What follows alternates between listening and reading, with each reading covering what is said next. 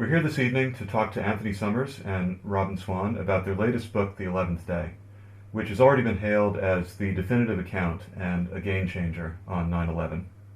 What led you to write a book about 9/11? This was an enormously important event that affected almost everyone on the planet, and yet millions of people felt that something had been hidden from them. There was something not there, and there hadn't been until now. A comprehensive book that covered the entire story, let alone one that was reliable. So we've tried to write this as a book that is those things, is reliable, is believable, and it's the kind of book that people feel they've got to have on their shelves. You know, there already have been 2 official investigations. Don't we already know what happened? Well, even Lee Hamilton, who was one of the chairs of the 9/11 Commission, which completed its work in 2004, said that they had only completed a first draft of the 9/11 story for history.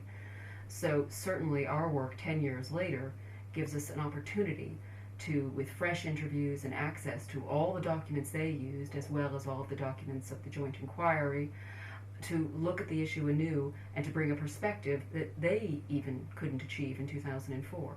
Many Americans and millions of others around the world have been swayed by the various conspiracy theories. What are they, and what have you concluded about them? The principal one, which has been perpetuated by a couple of people in particular, is that the trade centers were brought down by controlled demolition. Having parsed the evidence, such as it is, of that, we found absolutely no truth in that suggestion. There may have been noises that sounded like explosions. If you've ever been near the scene of a big fire, there are, naturally, little pops, which is one of the words that were used in connection with the collapse of the Twin Towers, or big bangs if it's a big building. All sorts of things happen. There are strange artifacts that create bangs. The point is that there simply is no evidence whatsoever for explosives having been laid there. The conspiracy theorists point to the collapse of the World Trade Center 7, which was not hit by a plane, to show that there was something more sinister at work here.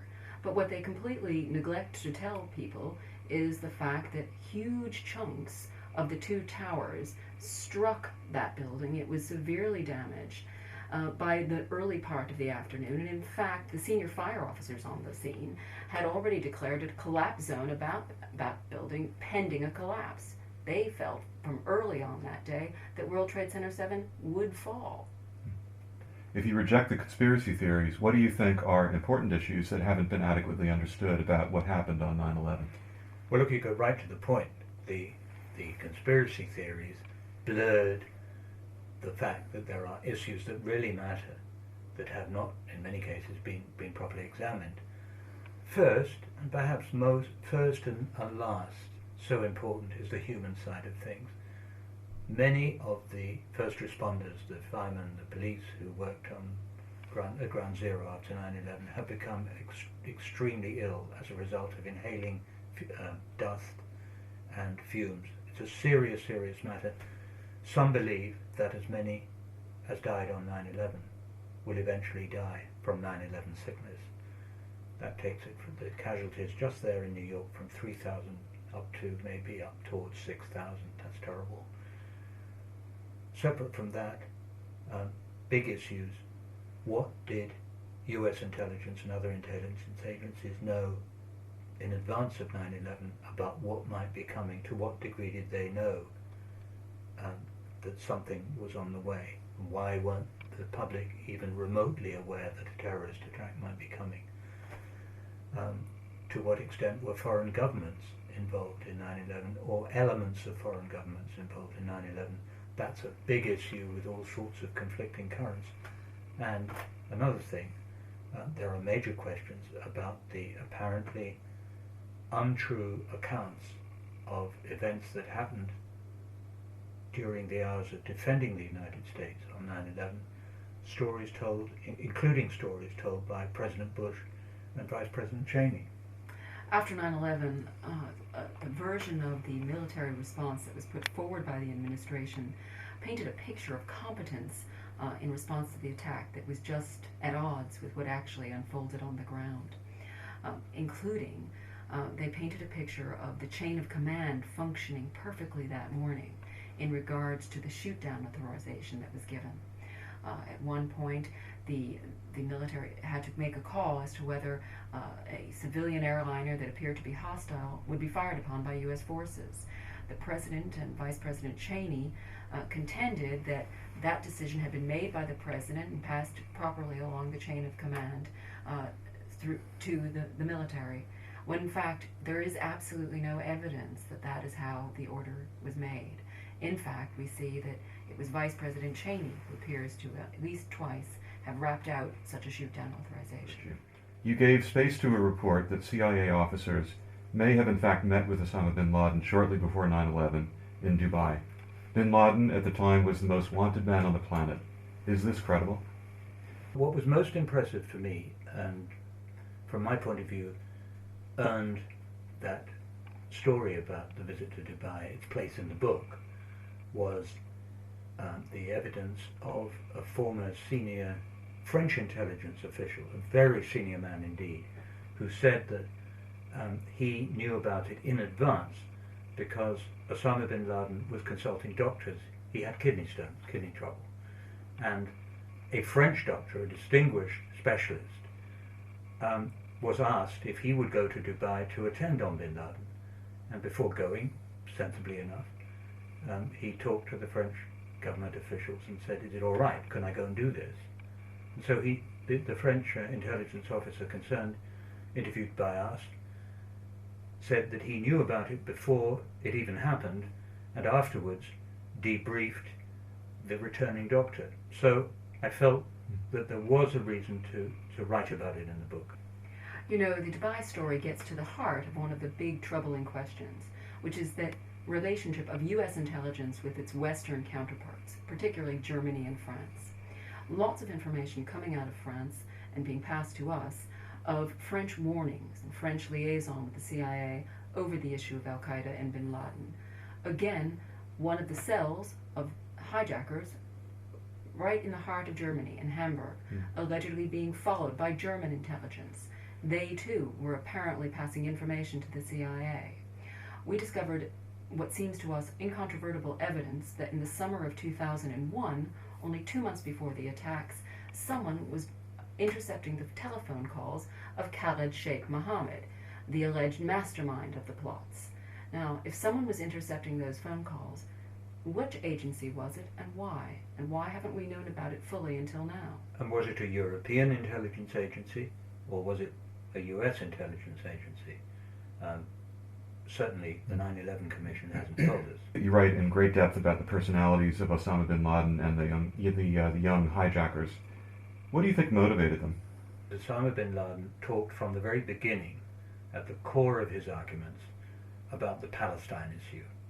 And even more impressive than what Osama bin Laden felt is the fact that our research revealed that the young men, the young guys who learned to fly, the hijacked pilots who actually did the job on 9/11, talked and talked into the night, hour after hour, day after day, about the Israel-Palestine issue. And it seems that they imagined, hoped, that by performing this extraordinary act, that they would in some way affect future US policy on Israel. I was very struck by the dream that Marwan al-Shayhi had and recounted to Muhammad Atta just before the attacks. He dreamed that he was a green bird and that he was flying about, crashing into buildings, and that he was deliriously happy. And green is the color of Arab nationalism, and the dream, to me, is very evocative of a young man who feels that somehow he's going to avenge his people, and that's what we think they at least were about. An issue that remains controversial is whether any foreign government or governments had a role in 9/11. What do you conclude? President Bush and Vice President Cheney spent a long time after 9/11 making suggestions, implications, hinting that Iraq was involved. And you know, it had a really big effect. By the time the United States actually invaded Iraq, the polls showed that, I think it's 60%, but a huge percentage of the American people actually believed firmly that Saddam Hussein was in some way responsible for 9/11. There is no evidence whatsoever that Iraq was responsible for 9/11. There is some troubling evidence that Iran helped the terrorists in the sense that they gave terrorists free passage across Iranian borders from Afghanistan and so on, and that they didn't stamp their passports, which was important because a really telltale thing in the terrorist world is if your passport has been stamped in countries that relate to terrorism. What impressed us far more than information about Iraq or Iran, however, is the information pointing to some form of Saudi involvement. It's very troubling, very disquieting. In the years before 9/11, it appears the Saudis and senior Saudis, members of the royal family, and we name a couple of them in the book, paid what, if we were talking about the mafia, we'd call protection money to Osama bin Laden. Protection money. We'll pay you millions of dollars, just don't attack the Kingdom of Saudi Arabia, don't do anything to against the royal family. That, one might think, was bad enough. But specifically in connection with the terrorist act, we found that there is evidence that pointed to the involvement of Saudis with at least two of the terrorists themselves. The first two terrorists who arrived on United States soil were helped in terms of setting themselves up, finding an apartment to live in. These were guys who spoke no English, were completely strangers to the West, and they were helped apparently by a Saudi diplomat who was an imam at the mosque in Los Angeles, then by another Saudi who appeared to work for a Saudi aviation company connected to the government, but he was paid a salary but didn't do any work for it and was thought to have been an intelligence agent, and so on. Little interconnections that suggest that they were getting help at the beginning of the launch towards 9/11 from the Saudi official world. And also the story of how a senior Saudi cleric spent the night before 9/11 in the same Washington area hotel as two of the hijackers. Then when the FBI sought to question him, this same cleric feigned a heart attack or a seizure and was never properly questioned. The FBI agents involved apparently thought that he was feigning the seizure, and when he was taken to hospital, the doctors could find nothing wrong with him.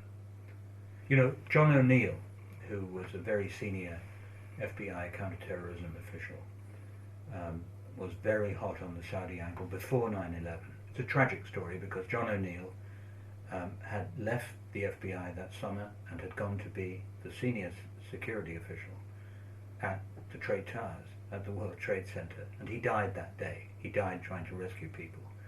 But he had said, a year or so before 9/11, that all the connections, all the roads go back to Saudi Arabia.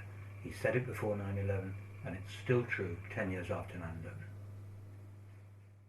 You know, in reading the book, I'm amazed at your ability to seek out and then draw out information from interviewees. And I just have a question, which is, you know, what's your technique? How do you do it? How do you find them, and then how do you get them to talk? Well, of course, we've been talking about secrets in this interview, and this is our state secret. No, there is no secret to it. It's just I think it's like so many other jobs, so many other professions. It's a matter of damned hard, intensive work over a long period. It's very, very time consuming. For some of these books that we've written over the years, we've done 500. On one book, I did 1,000 interviews with Robbyn's help and with the help of others. And then one cuts up those interviews into tiny little slices. Then one looks at the whole of it together. One builds a chronology out of those interviews. The chronology for this book runs to 2,500 pages, starting before Christ and ending after 9/11. So it's a complex job, but the great thing about it is that not for a moment, ever are we bored. We are, as a pair, relentless. And I think that actually is what sets our books, and it's what sets the 11th Day apart. We really squirreled away on this endlessly for all these years, trying to find the bottom line truth in it. And that's what we're trying to present to people in this book. The first casualty is always truth. We've tried to see if we can nurse that casualty a little back to life.